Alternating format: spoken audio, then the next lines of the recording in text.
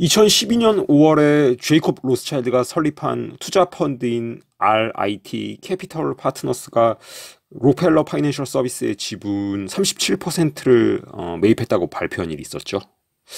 인수 가격은 비공개였고. 근데 재밌는 게 이 로스차일드 RIT 캐피털 파트너스 여기가 이제 2012년 기준으로 여기가 자산이 29억 달러예요. 29억 달러. 29억 달러면 이제 한화로 4조가 약간 안 되는 돈인데, 물론 이제 4조도 엄청난 돈이지만, 이게 지금 제이콥 로스차일드가 이제 여기에 회장이었어요. 지금은 이제 명예회장인가 그런데 지금은 이제 회장은 아닌데, 근데 제이콥 로스차일드가 가지고 있는 그 회사가 뭐 4조밖에 안 돼? 자산이? 이렇게 생각할 수 있잖아요. 근데 이제 이 4조짜리 회사가 록펠러 파이낸셜 서비스의 지분 37%를 인수했는데 이 록펠러 파이낸셜 서비스는 340억 달러의 자산을 운용하는 회사예요. 그러니까 340억 달러면은 이제 2012년 환율로 41조 정도 돼요. 우리나라 돈으로 41조. 그러니까 쉽게 말해서 4조짜리 회사가 자기보다 10배 넘게 큰 41조짜리 회사의 주식 37%를 인수한 거예요. 어떻게 이런 일이 가능하냐. 이것에 대해서 좀 얘기해 보려고 그래요. 어, 먼저 이제 RIT 캐피털 파트너스 여기에 대해서 좀 얘기해 보면 이 RIT는 1961년에 제이콥 로스차일드가 이제 설립한 회사예요. 어. 그니까 이제 그 로스차일드 앤 선즈 현재의 로스차일드 앤 코, 이 로스차일드 앤 코랑은 다른 별도의 회사예요. 다른 별도의 회사고 사실 이제 그 RIT 캐피털 파트너스는 이제 여기던 RIT 캐피털 파트너스던 로스차일드 앤 코던 이 로스차일드 사람들이 소유주로 명확하게 이제 문서상 드러나 있는 그런 회사의 규모는 생각보다 그렇게 크지 않아요. 로스차일드 코도 한 120조 정도밖에 안 돼요. 120조. 로스차일드 코. 그러니까 네이선 로스차일드 그 영국을 완전히 그 워털루 전쟁 통해서 영국을 장악했던 네이선 로스차일드가 만든 그 로스차일드 앤 선즈를 이제 로스차일드 앤 선즈가 이름을 바꿨죠. 이렇게 로스차일드 앤 코로. 그러니까 거의 200년 역사를 지닌 이 로스차일드 앤 코도 운영한 돈이 120조밖에 안 돼요. 120조. 그러니까 물론 이제 120조 엄청난 돈이죠. 엄청난 돈이지만 로스차일드잖아요. 그러니까 삼성전자가 지금 시가총액이 436조인가 그런데 삼성전자 시가총액이 430조인데 로스차일드가 굴린 돈이 삼성전자 시가총액의 반도 안 되진 않을 거 아니에요. 당연히 그러지 않죠. 그러니까 이 120조 이 정도가 이제 드러나게 운영하는 돈이에요. 로스차일드 드러나게 굴리는 돈인데 뭐 삼성전자 얘기 나왔으니까 참고로 이제 삼성전자의 시가총액이 전 세계 기업 중에서 23위예요. 그러니까 전 세계에서 삼성전자가 전 세계에서 23번째로 큰 기업이에요. 뭐 대단하죠. 대단한데 다시 로스차일드로 돌아와서 이제 로스차일드 앤 코가 굴리는 돈이 이제 120조 정도고 이 제이콥 로스차일드가 만든 또 다른 회사 RIT 캐피털 파트너스가 운영하는 돈도 거기다 뭐 한 10조 정도 더해서 이렇게 이제 어떤 로스차일드가 굴리는 돈 좀 드러나 있는 게 뭐 130조 뭐 그보다 좀 더 많은 뭐 140조, 150조 이 정도 다. 근데 이게 로스차일드가 굴리는 돈의 전부라고 생각하시는 분은 물론 없겠죠. 그 뱅가드 아실 거예요. 뱅가드. 블랙락 다음으로 이제 전 세계에서 가장 큰 투자 회사인데 이 뱅가드가 굴리는 돈이 2022년 기준으로 9천조가 넘어요. 지금은 뭐 그러니까 만조, 일경을 넘은 걸로 보이는데, 이 뱅가드가 이제 비상장 회사라서 주주가 누군지를 알 수가 없어요. 이게 얘네들 방식이에요. 그러니까 입으로는 맨날 뭐 투명성, 신뢰성 어쩌고 저쩌고 하면서 결정적인 데서는 딱 선 긋고 여기까지다. 이 이상은 알 수 없다. 알려고 하지 마라. 이렇게 하는 거죠. 어. 그러니까 뭐 전 세계 각지에 있는 조세피난처나 뭐 스위스의 프라이빗 뱅킹도 마찬가지죠. 정부에 접근하는 거를 그냥 완전히 불가능하게 해버리는 거죠. 그래서 이제 뱅가드의 대주주가 누군지는 알 수가 없어요. 이게 뭐 어떻게 접근이 불가능해요. 근데 대부분의 연구자들이 이제 그 로스차일드 거라고 이제 얘기하고, 저도 그렇게 생각하고, 이 뱅가드가 블랙락의 대주주죠. 블랙락이 이제 굴리는 돈은 1경 1800조 정도 되는데, 한국 돈으로 1경 1800조. 그러니까 이제 이 블랙락이랑 뱅가드를 합치면 한 2경 2000조 정도 돼요. 2경 2000조. 뭐 상상이 안 되는 돈이죠. 2경 2000조. 그러니까 지금 현재 이제 로스차일드는 이런 어떤 그 투자 회사를 통해서 드러내지 않고 일한다. 이렇게 보면 되고, 그러나 이제 드러내고 일하는 부분도 있는데, 그거는 뭐 한 130조에서 150조 이 정도는 드러내고 일한다. 로스차일드 코나 아까 RIT 뭐 캐피털 파트너스 이런 걸 통해서 그냥 로스차일드가 명백하게 소유주인 회사를 통해서 이제 드러내놓고 굴리는 돈이 뭐 한 150조 정도 된다면, 이제 어떤 뱅가드나 블랙락 이런 투자 회사를 통해서 굴리는 돈은 그것보다 뭐 100배 이상 많은 뭐 이제 뭐 1경 8천조, 뭐 1경 뭐가 합쳐서 둘이 합쳐서 2경 이상이다.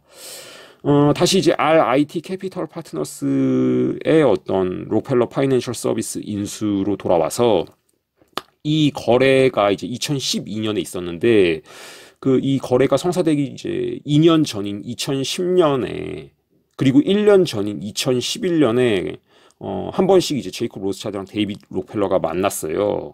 2011년에는 이제 영국 런던의 이제 스펜서 하우스에 있는 제이콥 로스차일드의 사무실에서 만났어요. 그러니까 데이빗 록펠러가 영국까지 온 거죠. 이게 이제 그때 사진인지 아니면 이제 2010년에 만났을 때 사진인지는 뭐 정확하게 모르겠지만, 뭐 이 사진 유명하죠. 그 사진을 보면 이제 제이콥 로스차일드가 좀 다리를 벌리고 좀 더 편한 자세로 앉아 있고, 데이빗 록펠러는 다리를 모으고 이제 좀 경직돼 보이는 자세로 앉아 있죠. 이 둘 중에는 이제 데이빗 록펠러가 나이가 훨씬 많아요. 데이빗 록펠러가 1915년생이니까 저때 나이가 뭐 95세, 96세, 뭐 그 정도 됐을 때 90대 중반. 제이콥 로스차일드는 1936년생이니까 이제 70대 중반, 70대 중반이었고. 근데 이제 자기보다 21살이나 많은 데이빗 록펠러 옆에서 그 제이콥 로스차일드가 아주 편한 것 같아요. 이 지분 매입 후에 제이콥 로스차일드는 이렇게 이제 말했어요. 우리는 장기적인 파트너십으로 두 기업을 하나로 모을 수 있어서 기쁘다.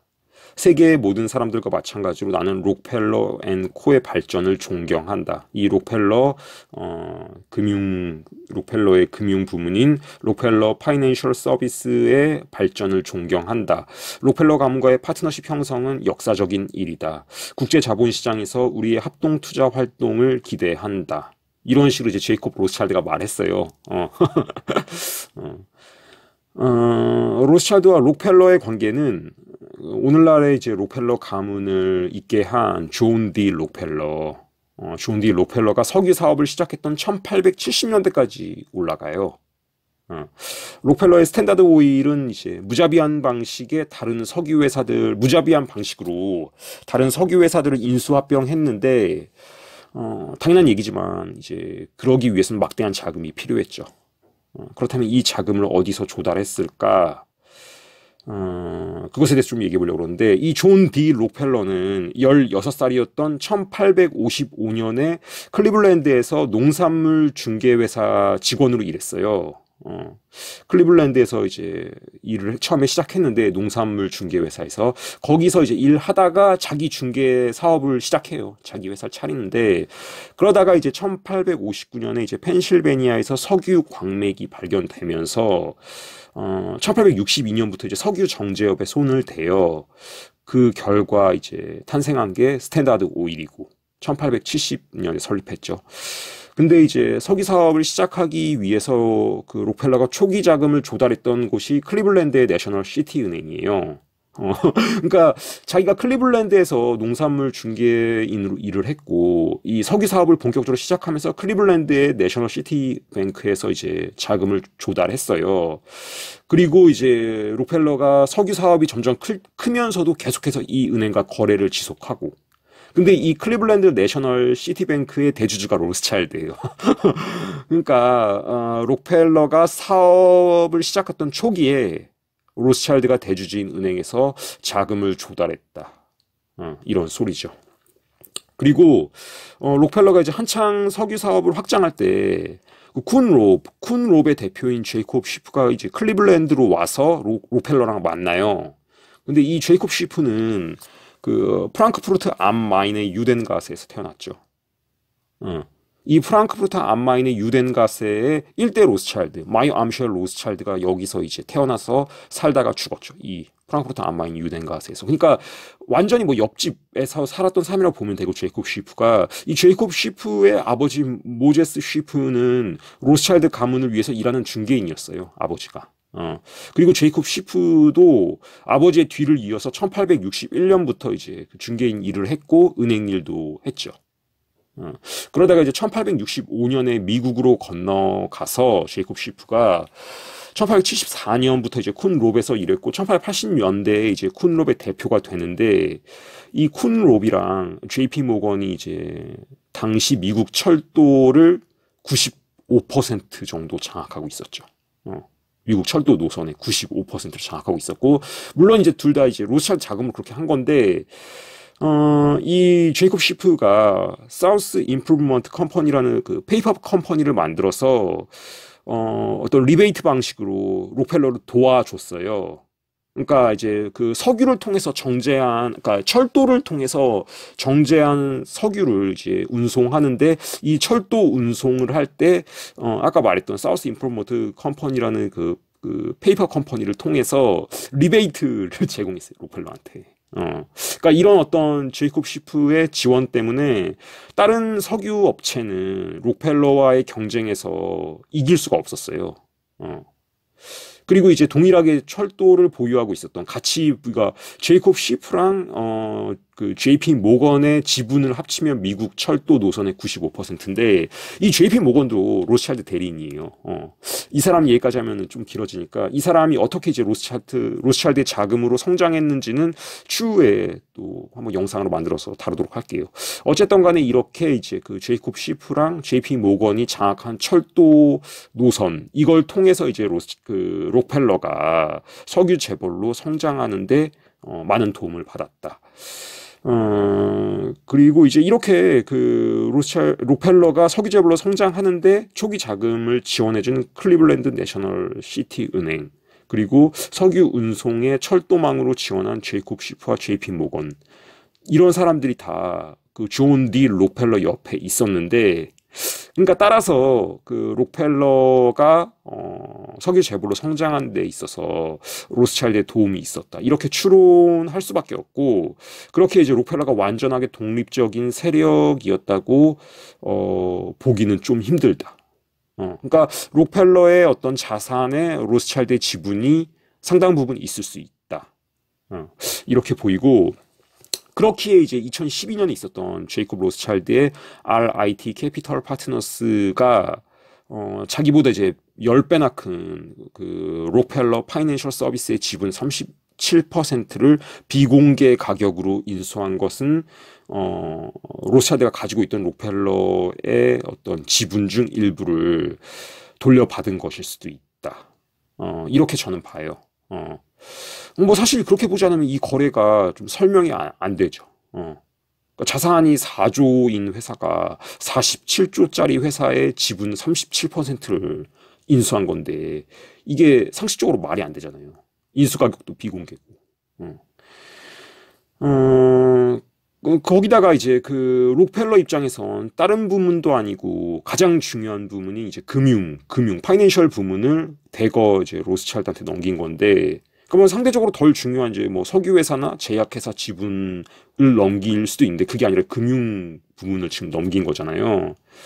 이게 이제 어떤 그런 아까 제가 얘기했던 그런 방식 그런 어떤 게 아니라면 좀 설명이 안 되고 그래서 뭐 그 록펠러 가문이 석유재벌로 성장하기 있어서 로스차일드의 지원이 있었고 그런 지원을 대가로 이제 로스차일드가 록펠러 가문의 자산에 대한 지분을 확보해 놓았을 것이다. 그렇게 좀 추론이 된다. 어떤 분이 로스차일드와 mRNA 영상에 대체 어디서 이런 정보를 알아내셨냐 이런 댓글을 달아주셨어요. 제가 댓글 달아드렸는데 그 후원해주신 구독자님들 덕분에 좀 자료를 찾고 영상을 제작하는 데 드는 시간이랑 비용을 확보할 수가 있었습니다. 서양사, 좀 역사를 기반으로 한 깊은 정보들, 내용들을 계속해서 여러분들에게 이제 알려드리기 위해서 노력할 거고 이 자리를 빌어서 후원해주신 구독자님들께 다시 한번 감사의 마음 전합니다. 뭐 경제도 어렵고 좀 여러 가지로 쉽지 않은 시기인데 후원해 주셔서 진심으로 감사드리고 계속해서 좋은 영상으로 보답하도록 하겠습니다. 감사합니다.